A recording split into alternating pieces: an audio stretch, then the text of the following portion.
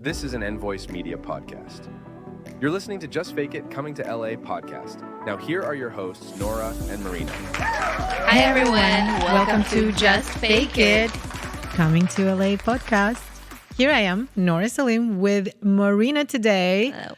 And we will be discussing film school in Los Angeles. Pretty classic, but we actually went through this, and that's how we ended up in LA.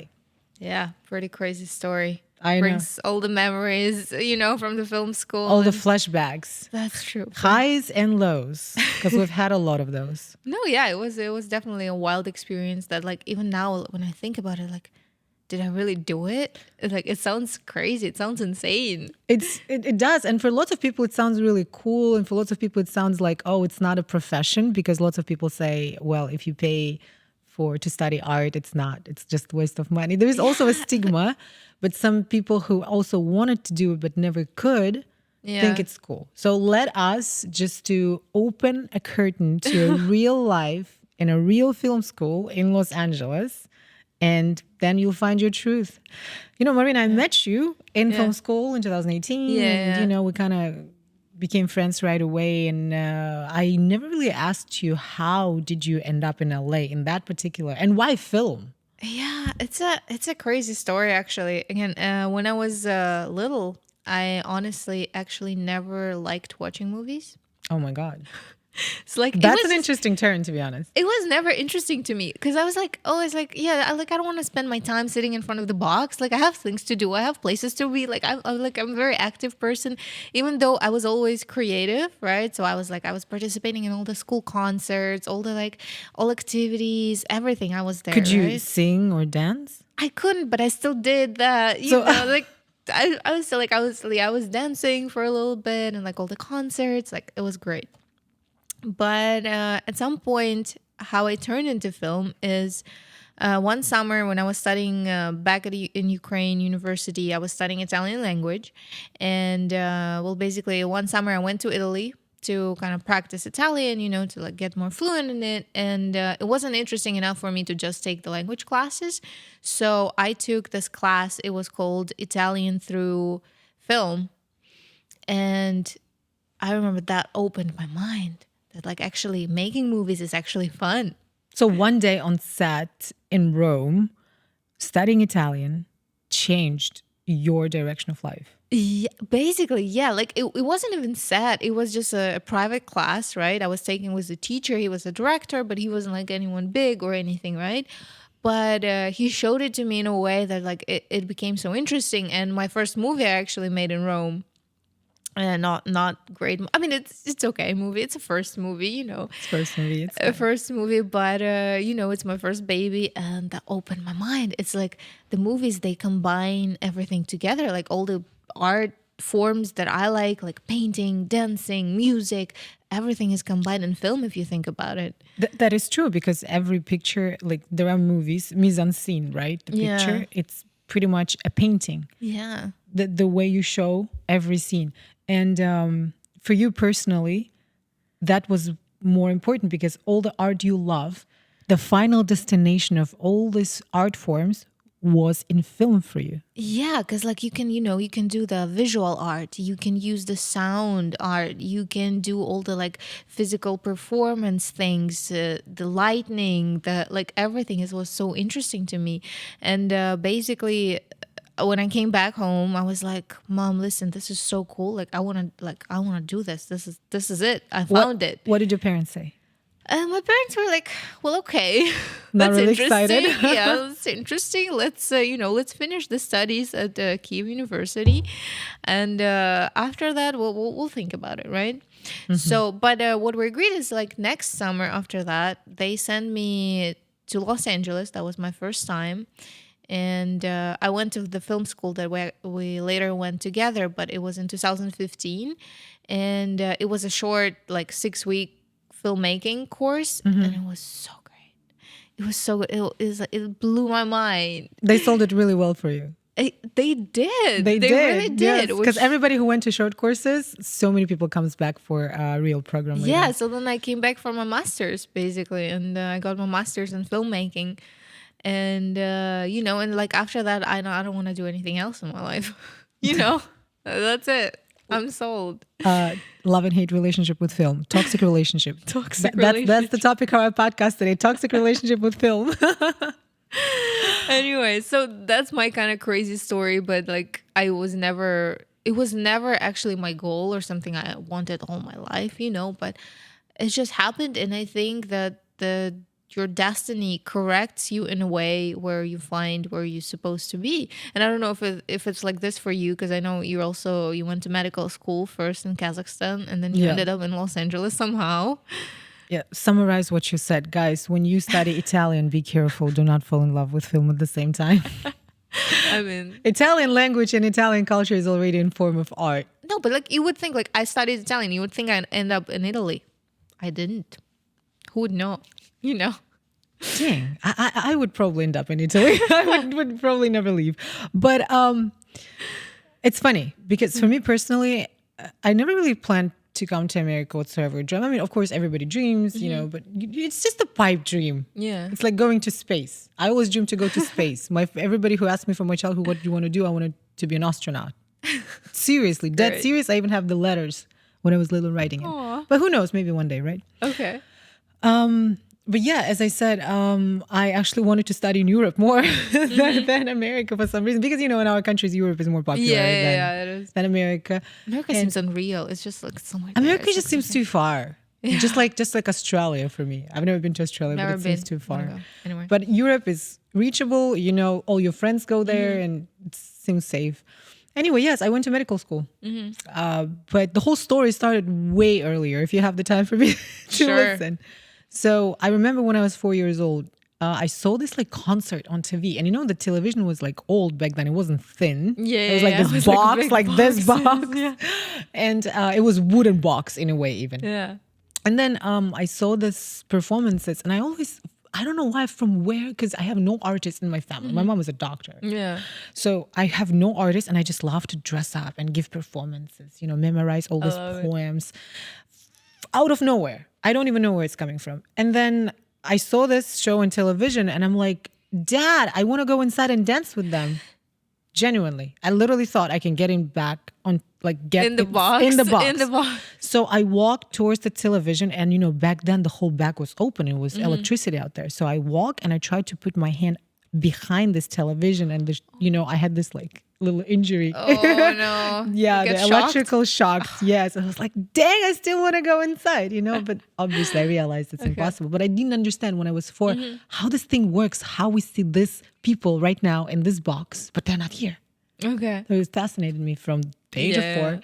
And then growing up, of course, I was in all these performances. I had this great ability to memorize large amounts of text. And apparently, when I was on stage, my knees were shaking, but I enjoyed it so much, getting into characters, dressing up, all this. And I remember in school, I was always bored. The word bored, I'm bored, was everyday thing for me because I'm from a small village and my parents were like, oh, here we go, and she's bored.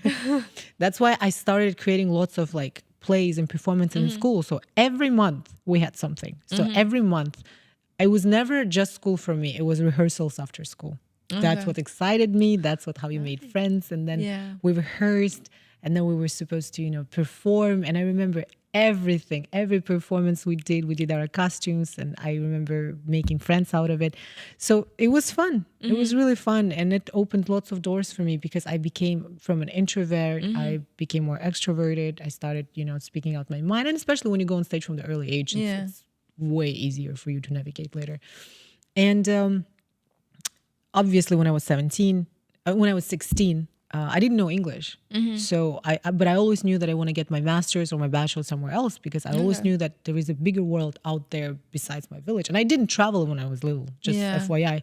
So you've never been anywhere before? No. Abroad? Okay. Like not far abroad. Yeah. So I remember at the age of 16, I heard that Peace Corps volunteers from America are volunteering in my city. And they're also teaching English for free. So I remember I took 2 buses, hour and a half one way, winter, summer, it doesn't matter. I used to go twice a week, meet them, do volunteer projects. And honestly, they opened up a new world for me. Okay. Because I started learning English from them, the way they speak. And then I started picking it up, and then I became a volunteer. And then with the Peace Corps volunteers, first time I organized my own charity event when I was 18. Nice. What was the charity event? So charity event was pretty much just a fun night, like a dinner with performances, and we were gathering money for orphanage. Nice. And that's how I ended up being a volunteer for like almost 6 to 8 years. And I remember through Peace Corps volunteers, I found out about this education center where they also volunteer and teach people English. But this education center was helping teens and the graduates to apply for different universities in the world. Okay.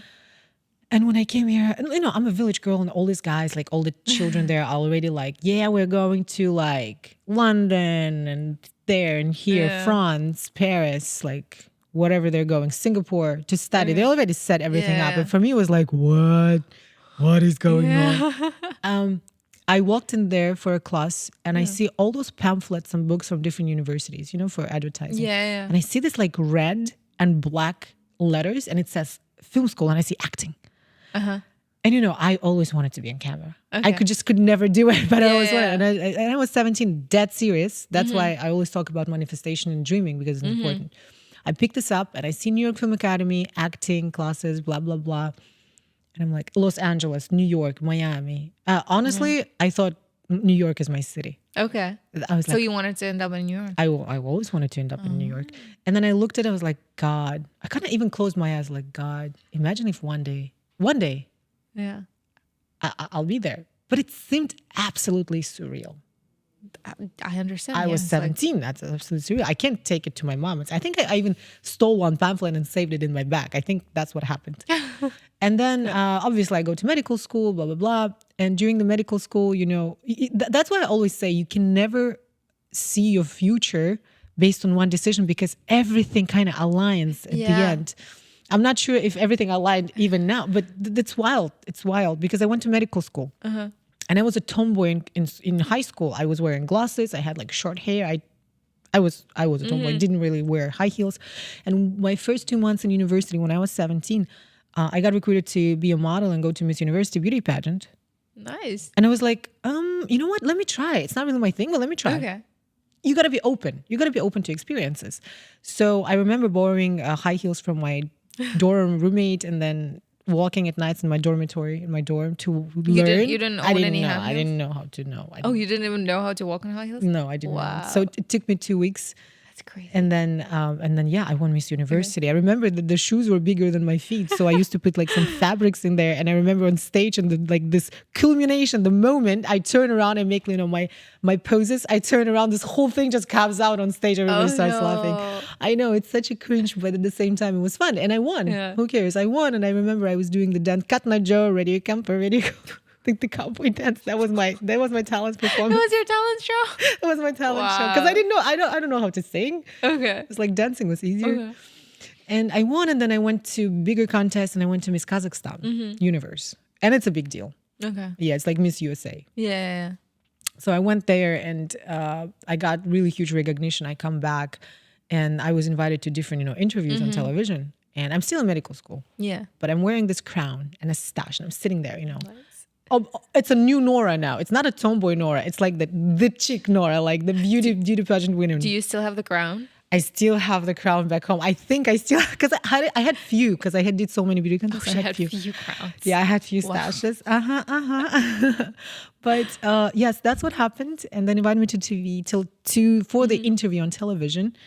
And we were just talking about plastic surgery and like beauty stuff. And at the end of the show, producer comes up to me and she was like, Nora, first time we're seeing a girl in a crown who can actually speak. That's so great. Literally word by word, I'm telling you this. Okay. And she said, would you like to work for us as a host on the show? I was like, what? I've been dreaming about it for years, and now it's just like falls in my lap. Yeah. But I had finals in my medical school. And I was like, let me think about it. Oh my God. You said you're going to think about it? Yeah, I said literally, let me think about it. So I'm doing my exams, and then a few months later, they call me again. They're like, Nora. Yeah. So you want to do a screen test? And I was like, let's do it. Finally, she said yes, finally. Let's do this. Yes. So I did 2 screen tests. I went live. Yeah. And I became a television host. And that helped me to get a scholarship to come to LA.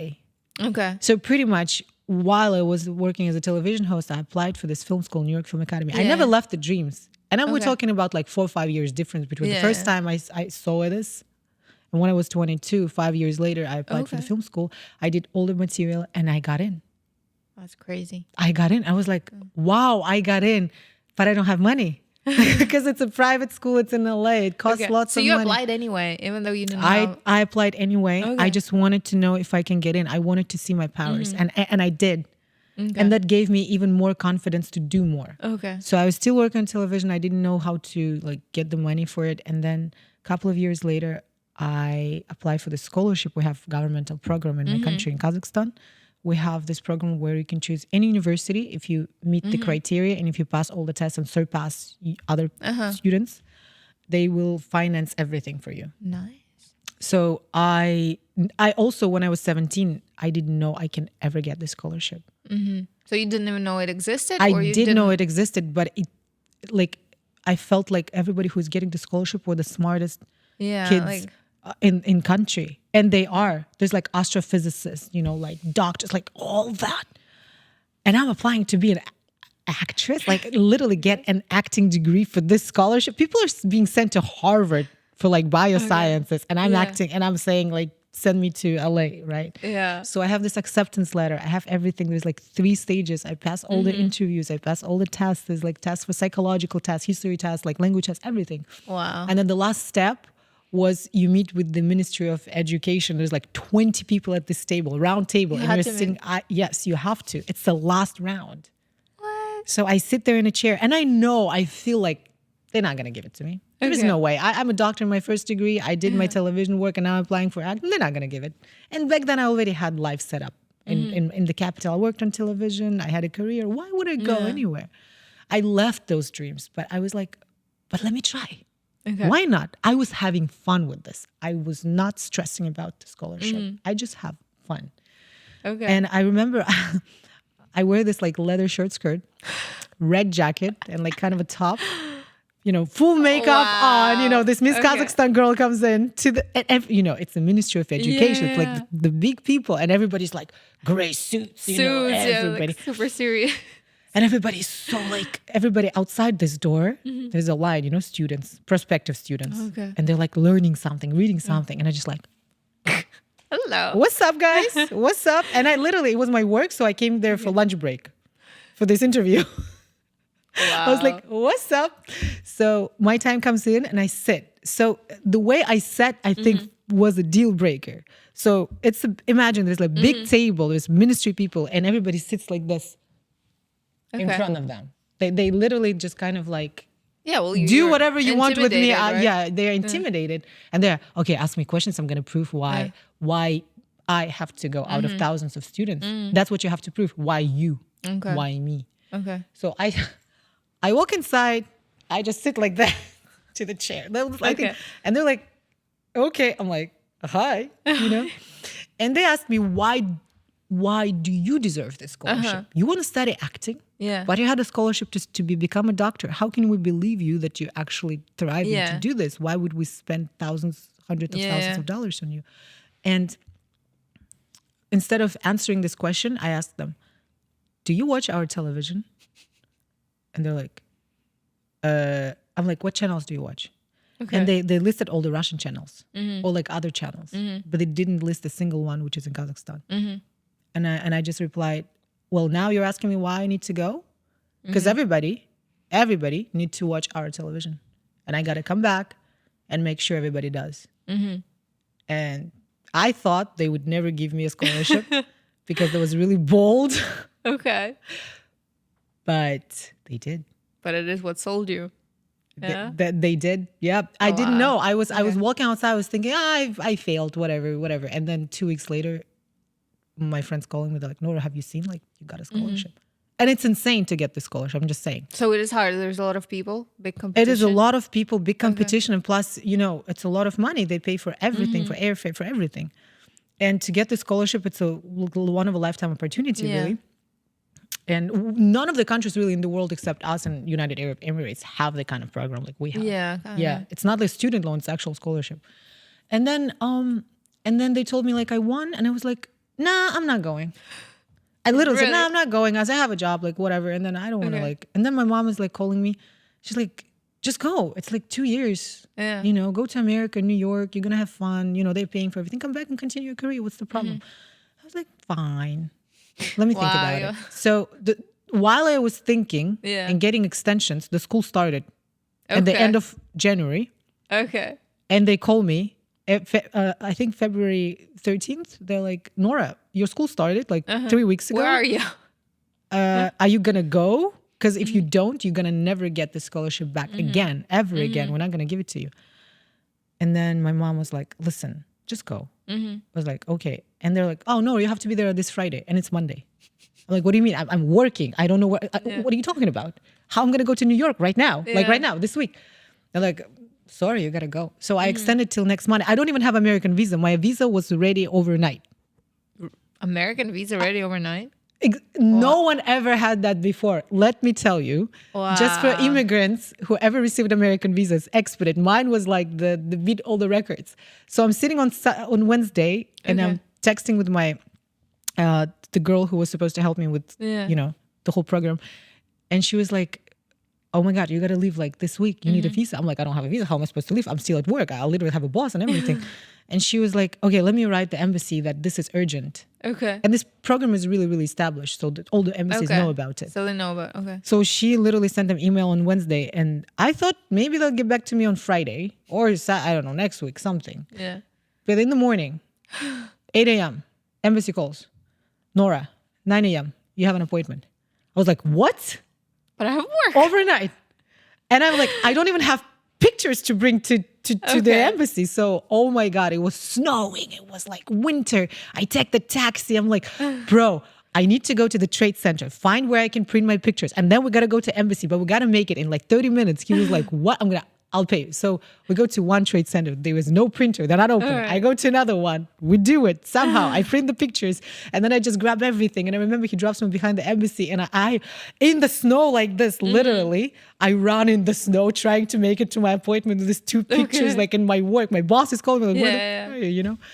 And I get to the appointment and they give me visa, like I told you, overnight. And then I receive my passport back like in a day. And then I buy a ticket for Saturday night. I'm still working on Saturday during the day. I get a ticket for Saturday night, leave my apartment, everything, take off my winter coat, give it to mom in the airport, and I leave. Wow. That happened in 5 days. And I'm not talking about even like signing all the contracts because my mom had to like fly back and forth like 2 times. It's insane. So many. Okay. And I remember it was 5 stressful days. So it was like a big risk for you. And I told my mom, like at some point I wanted to give up because one governmental thing didn't work. We couldn't get the papers back. Like there was some papers we had to provide. And I was like, Mom, I think university is telling us not to go. She's like, are you going to just give up like that? She gave me this like, this motivation. I was like, who are you? Are you my daughter? Are you a giving up person or you going to actually finish this? I'm like, whoa, Mom. Okay, fine. I just wanted to make it easier for you. Like she's like, no. You gotta go. I was like, okay, fine. I'm gonna go. Okay, fine. So you know the attitude I have. Yeah, I didn't care. Yeah, I just was playing, having fun, trying to see what's up. And then I leave on Saturday. Originally, I thought I'm going to New York. Then that week, I found out it's not New York, it's LA. Did you get upset? I did.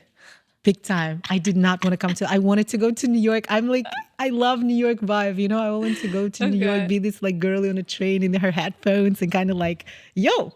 Okay. Live the New York life. But I went to LA and I didn't have any money. My car, like, it was so quick because they didn't even have time to transfer any money on my account. So I remember it a couple of $100. Nobody. No, I know school has already started a month ago. And I'm thinking I'm going to fail because I don't know anything. And my English is like 40% of what I know now. Yeah, it's not perfect now, but it was 40%.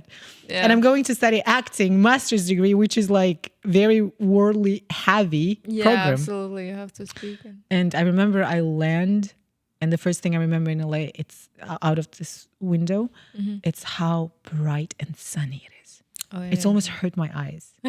And then I, you know, my school was in Burbank. So first time when I saw all this like grass, palms, trees, all this greenery, it was very, very unusual because I came from winter. Yeah. It was very unusual. And I remember I had like a small suitcase. I didn't even have any summer clothes, like any clothes, so whatsoever.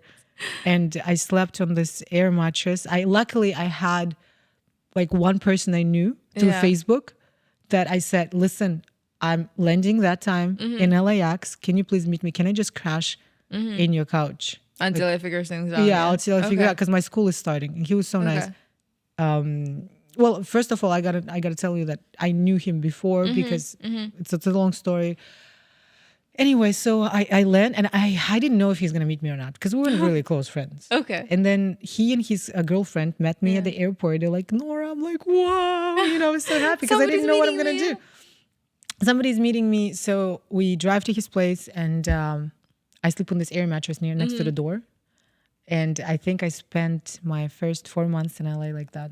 Okay. And I was taking 2 trains from Culver City to Universal Studios. Trains. So you were taking which the is public hour and transport? a half public, because of what I was supposed to do. First I was taking Ubers, but it was expensive. Then I started taking public transportation. From there I took another Uber from Universal Studios to Burbank. So that's how I was getting to school for like first semester. Everybody was like, why don't you just move here? I'm like, no, I'm fine. I just live there. But that helped me because I learned English so much with a native speaker. I literally cut myself off from like my Russian, whatever, native speaking people. I literally wanted to learn English. So I was just hanging out with Americans. Yeah, absolutely. And then my classmates were also, none of them spoke any of my languages. Okay. In acting department, Yeah. they accepted people who speak really good English because it's international school, obviously. 80% of the school is international. Yeah, all my classmates were international. But for example, in directing department, there are lots of students from China, let's say, right? And their English is not perfect. So they barely could get into acting school. So they went to directing, producing, whatsoever. So for us, it was a competition in a way. There was nobody who speaks my language. Yeah. And it was a challenge because I was late for a month.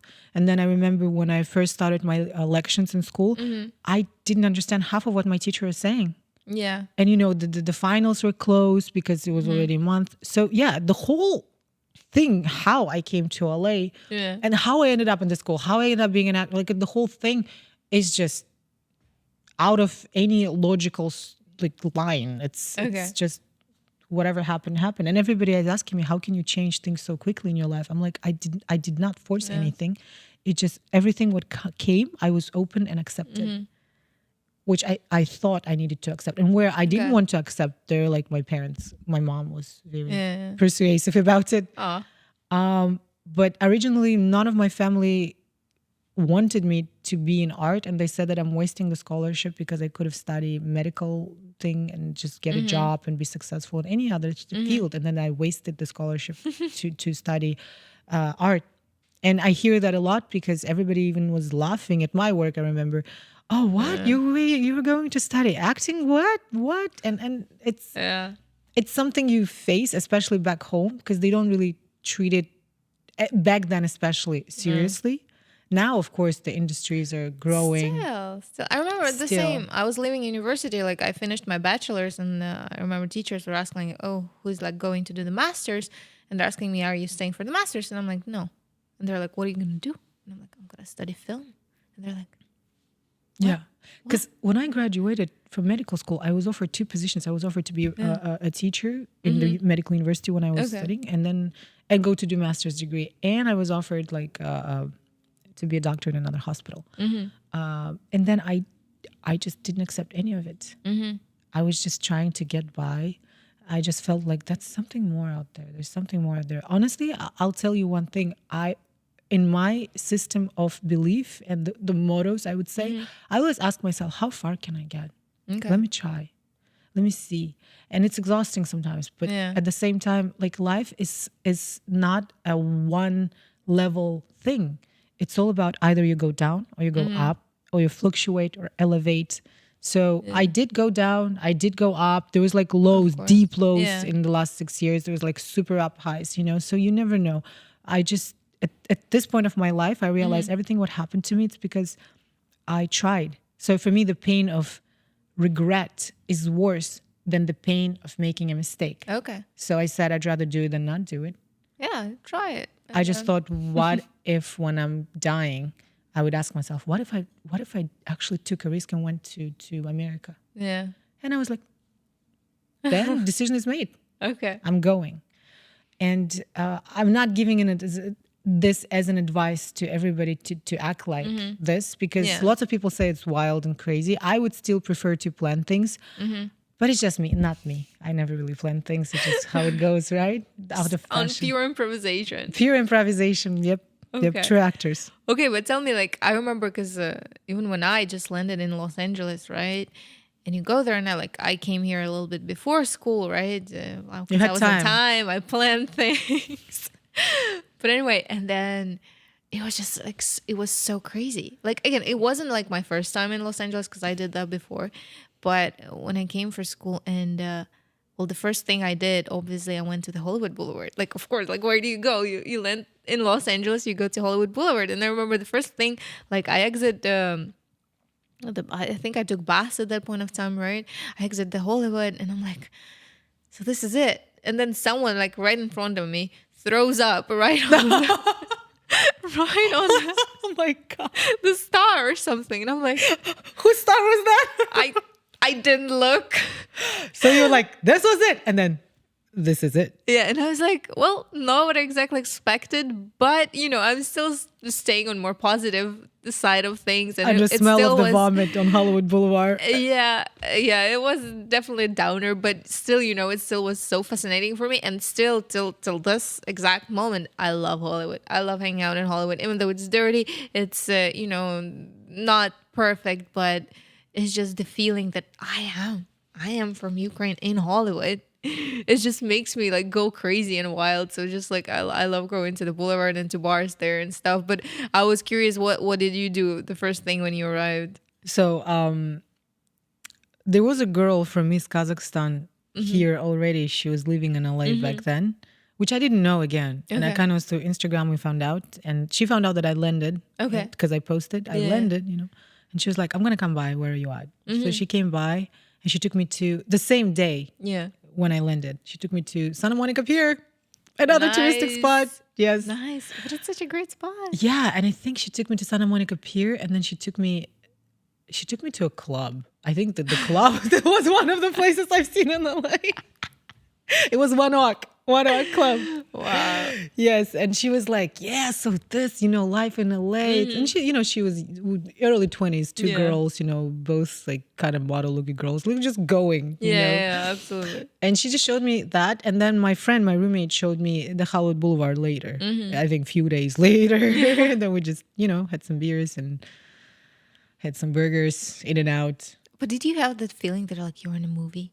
Because I had that, I was like, this is real. Honestly, I was so jet lagged, and I had to go to school every day at 8 a.m. and I was falling asleep in class. And I was trying to figure out, do I understand everybody right or no? So I was so consumed with that. Okay. I think I started to have a feeling I'm in LA actually when I started going out. Okay. Like when I first I saw all this like parties and the beautiful houses and fields, I was like, oh, that's LA. Oh. That's LA. Because now we're talking. My first semester, I lived in Culver City near the public transportation, the rails, So I was like, is this LA? Sucks, man. It sucks. It doesn't look good. And I was taking public transportation. There was like all these crazy people there, dancing, trying to take your money. So my experience in LA was a bit different first. But then, once you found out what's going on, you choose what you eat, because in the beginning, I didn't even know what to eat. Yeah. Yeah. I didn't know the pounds. Why pound is LB? I don't know. I still don't know. I was like, well, we use kilogram, but this is pound. 1 pound is like a half of a kilogram. But what is LB? I don't know. Or like ounces. Okay, OZ kind of makes sense. Or why my height is in feet and not centimeters and meters. So then it's just, I never understood the weather. I still do. Fahrenheit, Celsius, I have to calculate everything in my mind every single time. Well, I learned because of the modeling what are my sizes in feet and inches and everything, but I still struggle with like the weather, and I still struggle with pounds. Pounds, okay. Like, when I weigh myself, I don't want to see the 3 numbers on my scale. Like, what is, like, I don't want to see that. I swear, yes, that was a crazy. big shock. And the way I spoke, because I studied more, in school I studied more British English. Yeah. And then American language was a bit different. So the words like, dinner, they don't have supper. For them, dinner is dinner. but in British English is supper. Yeah. And they have lunch. Or like just different Afternoon things. tea. Yeah, it's very different. So I came with more of a European mindset Okay. of a language. And then when I landed here, I was just culturally shocked in every aspect possible. Okay. And I remember I told you when I came to class, like dressed up, and everybody just called me. Okay, so the girl who was a tomboy in high school became a beauty contest pageant winner in Kazakhstan and television host, and then she comes to LA, and my classmates were like, "Oh, you're like princess. You're so glamorous." Because I always dress up like I used to dress up back home. Because we in our countries we dress up. It's culture. It's just like you can't leave the house not dressed up or like without makeup and like on sweats. You don't gotta wear look sweats. good. Yes. You don't even wear sweats like Besides home, Yeah. yoga pants never.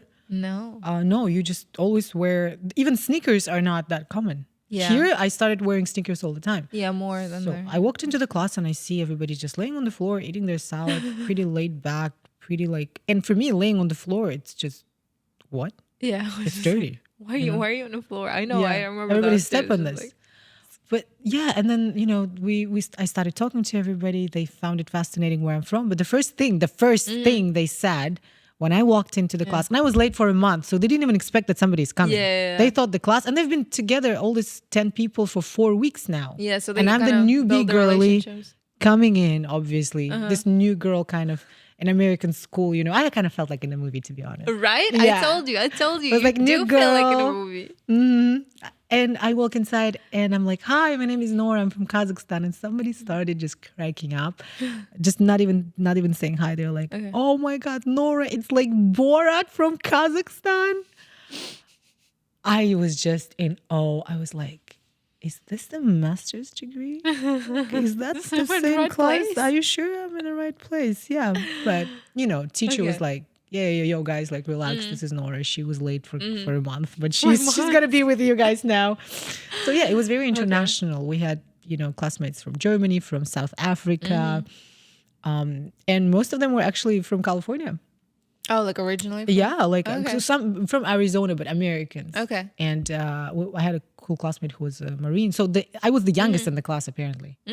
Okay. Yeah, which was also surprising. I was Okay. like 24, Yeah. 25, and then I was the youngest. But anyway, it was interesting experience. And then we went to shoot in Universal Studios, the Desperate Yeah, we Housewives did that thing. too, yeah. Yes, and it really was fascinating. And slowly and surely, I just started relaxing and learning, Okay. and I just fell in love with the whole Okay. craft, even though I didn't understand in the beginning. In the beginning, you know what happened? I remember on the relaxation classes in acting, in scene study class, everybody's relaxing, somebody's crying, but it's every class, it's 2 times a week. And one day I'm just sitting there and my teacher is like, "Nora, like, what's going on?" I'm like, "Why, teacher, why, professor, why everyone is crying Yeah. every single time? Like, you can relax without crying. Well, what is going on?" For me, the culture I grew up in, we never show emotions. We never really tell about what happened. We just we put the mask, we fake it. Okay. We fake it every Okay. day in our lives. Here, everybody was opening up about some craziest stuff in their life, which I would never tell anybody. Okay. But they were opening up. They were extremely open. Too Okay. much for me. Do you That's think how they I were felt. seeking attention more than? Well, first of all, actors, you got to realize, like, you don't go to acting just because you love the craft. It's always, combined with lots of traumas, because, actors have to show, not just have to show, they have to live those emotions. But to even be able to live those emotions, you have to have life experiences, Okay. good and bad. Yeah. I mean, child actress is a different story, but like, what is method acting? You like to watch deep acting, right? Where you can just leave the role with them, the part. And usually it comes from not just the craft itself, but also from personal experience, because you have to get it somewhere within. Yeah. That's how it works. Also, look, every artist, I feel like it's Personal. It's very personal, yeah, and it's always it's a little bit painful, but it is what it is. And then when everybody was crying and I asked my teacher, he was like, "Nora, it's because you are insensitive, tough Russian woman." Instead of a woman, he actually said another word, but I cannot say it here. And I was just like, "What? Did he just say How that? My dare you. professor?" Okay. But he said that. And you know what I loved about our teaching and acting class, it was never about, oh, you're so great. No. If I wasn't great, they would say so. And my teachers were pretty straightforward because they said, if you cannot survive this comment in school, you're not gonna survive in the industry in real life. Yeah. Because real life is way, way tougher. And they've been telling us this from the day one. If you think you're gonna succeed right away, guys, relax. You gotta make sure that you have a thick skin for no's. Yeah. Because that's the industry. And that's how I started. And then I realized, I fell in love with the craft and I learned everything what they're trying to say. And I even directed my own play while I was in school. And I am very grateful for this experience. Yeah. Really. I've had lots of stories to tell you, but I want to know your first experience in directing department. So we studied in different buildings. Yeah. We did have two different buildings. Funny enough, your building, the acting building, was on my way to school. And I remember the first day I was going and I see everybody's going into that building and it says New York Film Academy, but my map says something else. And I'm like, am I wrong? Am I going to the right place? Like I was so confused and I almost went to the acting building, but then I was like, okay, I'm going to go check. And then I have to run back. But anyway, we had different buildings. And I remember for me, the eye-opening experience was the actual educational system and the teachers, because it really blew my mind. Because I was like, the teachers can actually be interesting and nice, and they actually genuinely interested in you, and they actually care about you. Like for me, was because in our education system, I know there is good teachers, good professors with a lot of like life experience and things, but they just don't care about you. They just like, I don't know. I never had a teacher at my university who would be nice to me or like care about me. I don't know. Maybe it's my personal experience, but for me, it was like a huge difference. Which for me, finishing the university back in Ukraine was like, whatever. Just like I barely finished it. I said goodbye and never came back.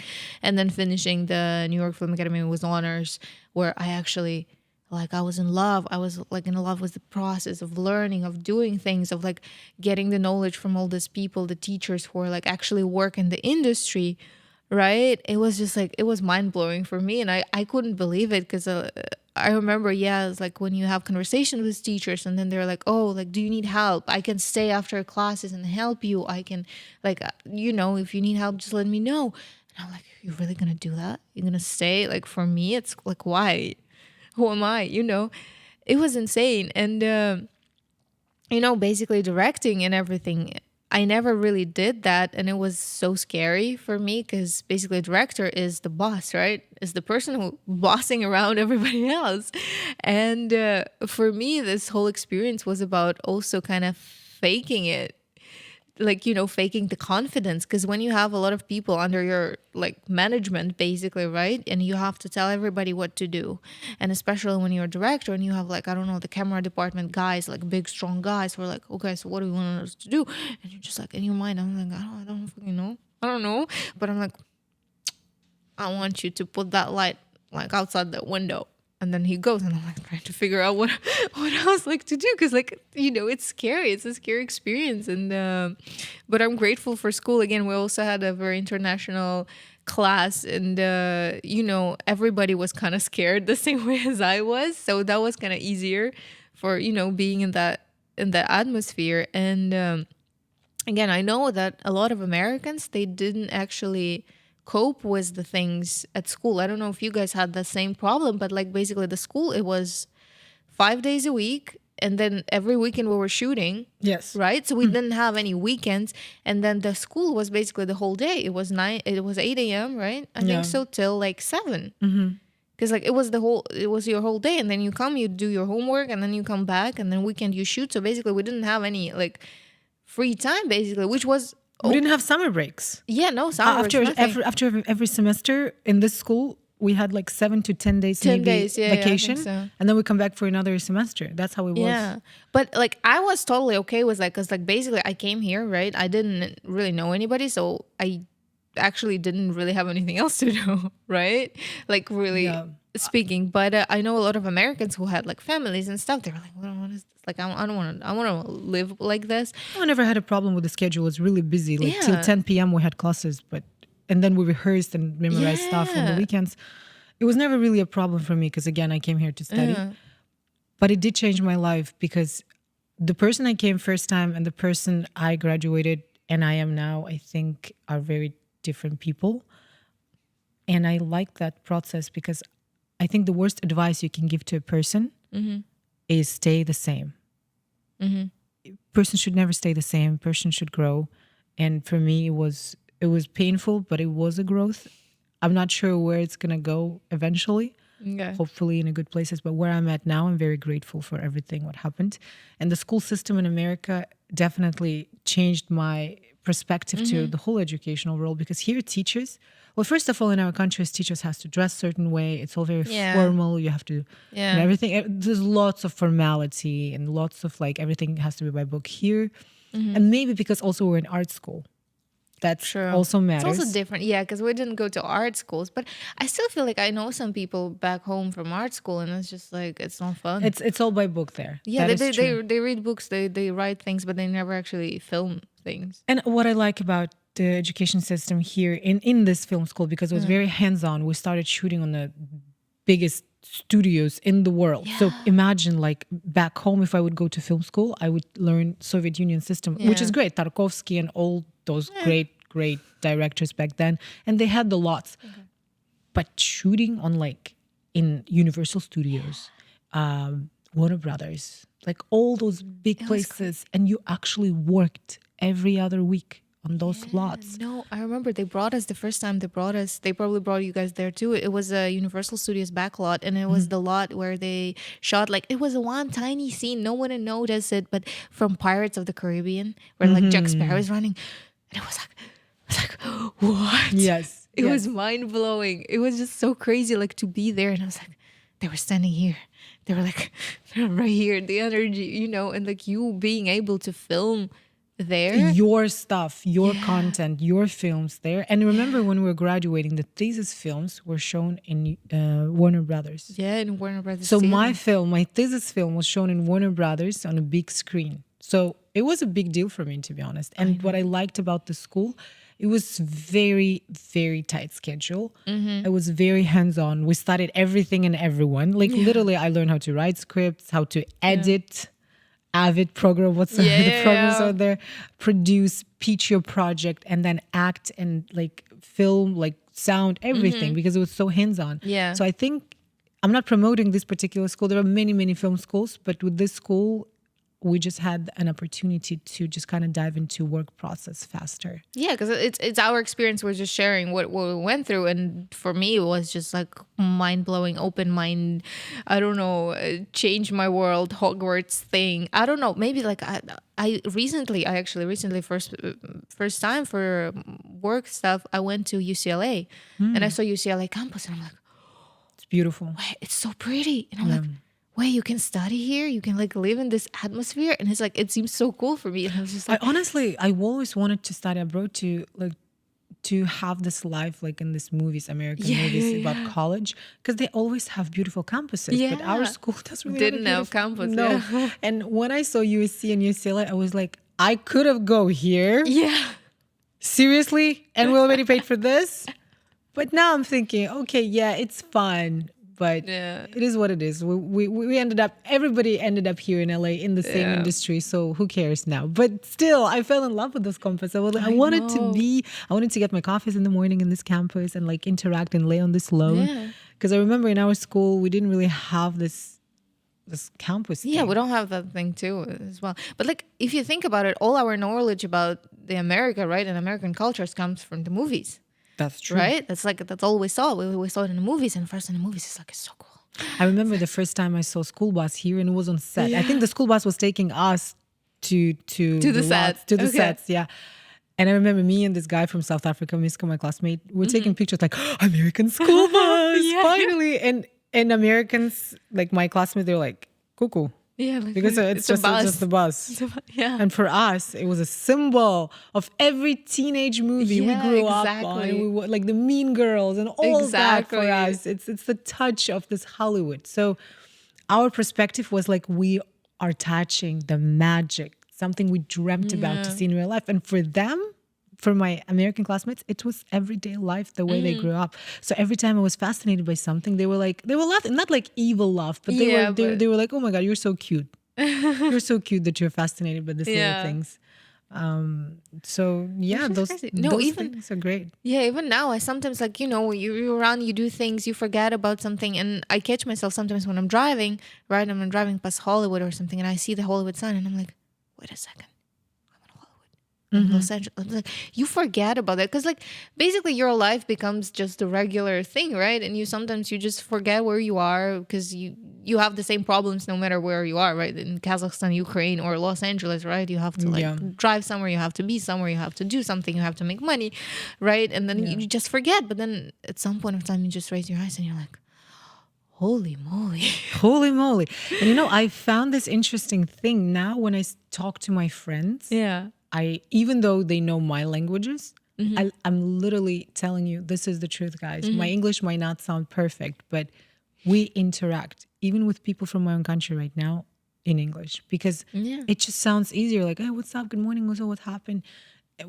For me to transfer to my languages, it's going to take me a moment. Yeah, absolutely. That what happened to my brain in the 6 years. Oh, absolutely. Because you learn things and you kind of express things in English and then they imprint in your head in English, right? And then you just you don't even know how to say it in your language. Now express myself in English became easier kind of on a daily basis than in my own language. Even though I was a television host back home in another language. So imagine what's the drastic change on how your brain can work magical ways. No, absolutely. And the whole nature part and then the weather part, I got used to it so much, and I feel like everywhere I go and travel, and I try to travel a lot. It's the climate is just so good here. It is a lot. I love the climate here. It's beautiful. Absolutely, but I cannot stand that in one day you cannot have many meetings because to get from one place to another, it's almost impossible. That's why I love New York. That they can just jump on a train in like 15 to 20 minutes, 30 minutes, and they make like few meetings a day. Here in LA, for example, we're doing One this thing. right You now. can There's do one thing thing a day. maximum 2, but then you're gonna stay late, and you're stuck in traffic. So you better have a good playlist. No, but it's actually crazy because again, I really miss coming from Europe, right? You Everything can is walk closed. everywhere. Yeah, you Yeah. can walk. You can use public transport. Here, no. It's just like there's no such thing as like walking or taking public transport. I It's literally force myself to go to the beach or go somewhere where I can walk because otherwise I'm not gonna walk. I found myself I think it was a few days ago. I have downstairs. I have like the supermarket and the bank, and I needed to go to both. It's like 5 minutes of walk, And I was like, can we drive? I literally thought, can I drive there? Because I don't want to go under the rain or the wind, and it's not even that cold. I'm coming from like almost Siberia, but for me it's cold, And everybody tells me, Nora, but you're from Kazakhstan, you shouldn't be cold. And I hate when people say that because there I had a winter coat. And like everything was fur and everything was warm at least. And I was prepared. Here, I'm not prepared. I see the sun, I go outside. And you know what I'm wearing now? I never, ever leave my home without a jacket. Because here during the day, you can burn. And during the sunset, you can just freeze. Freeze so much. That's just LA. No, I wanted to ask one of the last questions, but like it's actually very interesting for me because I also remember my impressions. Like when there was the first time that you ended up in a big set here in Los Angeles, what were your feelings? What were your thoughts? So I was lucky enough when I graduated from university, I went home. After New York Film Academy, I went home for summer. I tried to kind of do auditions and get a job, but it was kind of slow. You have to live there. No, if you want to do acting, you just graduated from film school, you have to live in the place. Yeah, absolutely. It's because it's every day. Sometimes they send you auditions like the day before, or a few hours before. So here, I came back. I got my work visa. I came back, and the first 2 months when I was back in LA, I started auditioning for this gig on CBS. It took me like a month of auditioning, at least 3 weeks. And I go there and I thought I'm going to do the last round of audition, but we actually were signing contract. And I walk inside and it was like CBS. It was a huge show.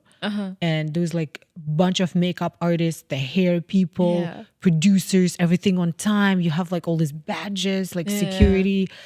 And they take me to for a fitting, right? And I don't even know what I'm gonna do. Like, they're like, "Oh, okay, here we go." And they even provided me a bra and earrings, like everything.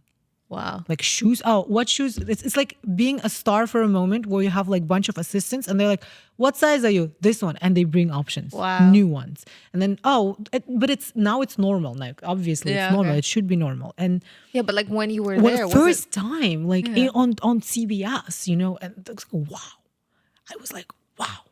It's me. And I was like taking pictures like, Mama, look, I'm on CBS, you know, I'm doing all of this. And I worked alongside with James Corden on the same Yeah. stage. And I literally were like every time, hi, hugging each other. And I went to the same bathroom with Sofia Vergara and Drew Barrymore. And Yeah. literally we met with Sofia Vergara in the ladies' room. And she is so like cute and sexy. And she's just beautiful. I She believe had you. this vibe. And I remember I'm walking in the bathroom and she just washed her hands and she has this like bright red lipstick and her smile. Oh my Okay. God. And she just smiles at me. She's like, hi. Like this.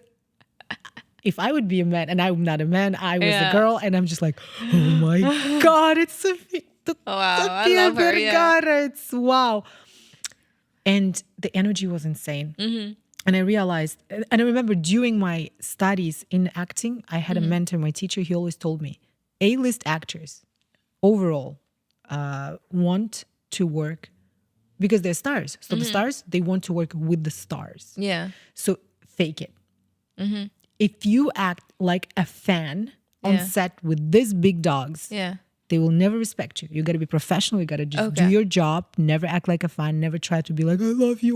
You know, that you can admire their work. Yeah. But at the same time, try to be on the same level. Fake it. You are professional as well. You're on the same Yeah. set. You're working the same hours. Okay. And I remember that in my Not mindset. for same money though. Obviously. Obviously. Okay, but not We'll yet. get there. We'll Yeah. get there. Okay. And when I was working with them, I remember Drew Barrymore kind of commented at me as well. She's like, Nora, this girl has such a swag. And I was like, yes, Drew, thank you. You know, I kind of tried to keep on the same level of energy because if I wouldn't fake, and trust me, the show like was seen by millions and millions of people. Yeah. And my knees were shaking. My English back then was, I just, you know, graduated from university. So I was amazed. I was scared. But I faked it, the whole thing. Okay. I faked it. And they even invited me for post-production. And they invited me for another show on Warner Brothers. Yeah. And I appeared in like other news and stuff. But I faked the whole thing. I faked my confidence. Because faking it, it's not about pretending to mislead people. Yeah. It's about faking your confidence to be on the level where you will be treated like the one of them. Yeah. Where you can actually speak on the same level with people and not being. Exactly. Because at the end of the day, we're all humans. Yeah. We're all people. Somebody got further, somebody smarter, somebody not. And if we work hard on ourselves and hard in life and we have goals, I mean, we will get somewhere, right? Aim to the moon, you will end up in the stars, kind of thing. But the word faking it, I was never really good in faking anything. I cannot lie. I'm really bad at lying. I'll be honest with you. Okay. But I faked the professionalism. I was a professional, but I faked the confidence more, I would say. Yeah. If I wouldn't fake the confidence and I would be like, oh my God, you are such a big star. Let me take a picture of you everywhere. No, that's just not professional. And I was professional, on point, and then the people I worked with, they actually complimented me on my professionalism. They're like, no, you were just not a single emotion. Yeah, but I did cry when the whole thing was over. There was, yes, I literally did cry outside of the lot. Yeah. I did cry, not once. Wow. Yeah. No, I remember my craziest experience was, and it's not even such a big thing, but I remember that my movie, my thesis film, it ended up being on one of the more or less big film festivals here in LA, right? It was Burbank Film Festival. It's like, it's all right? But for me, at that point in time, my movie at the film festival, and they invited us to this beautiful award ceremony. And I was there, like I bought the beautiful dress, and I was like, there was a red carpet, there was interviews, and I was there. And for me, that moment, it was like, again, like, I don't know, I was trying to fake it. I don't know if I could, but then I literally had to step outside for a moment and just cry and just like realize what is happening, because that was so insane for me in my mind. And like, I couldn't believe that I'm here at this moment. That's my movie. People are watching, appreciating, and like giving awards. I didn't win anything, but whatever, who cares? I was there, it was such a great moment. And I would want to revive it again and again and again and again. It's just so cool. And I think it's important to stay true to yourself and not forget how magical these moments are, and how not to take everything for granted, and just, keep doing things that fascinate you and learn something new every time. I think that's important. Yeah. Well, finishing up this whole conversation about the Yeah. film school and where our life took us later. Gosh, I just always tell people, be grateful, because every time I'm thinking, and trust me, it wasn't just the way up. Yeah. It was so many lows and downs, and there was so many emotions and tears and months or years without the gig or job. Yeah. It's just a part of this direction we chose, but it is what it is. I'm still grateful, and I would never met you if I wouldn't be in this film school. And the crazy way I came to LA, the other way you came to LA, what all connected us. I just want to say thank you for everyone who actually participated in this whole like transition of us, right? Our parents, ourselves, and just say everybody to be grateful for whatever you have, and just do your best. Just be professional, really. Be prepared. Do your best. Be on time. Do things right, and you'll see the outcome will definitely follow. That's so cool. Thank you guys for watching Just Fake It, coming to LA. Thank you, guys. See you next week.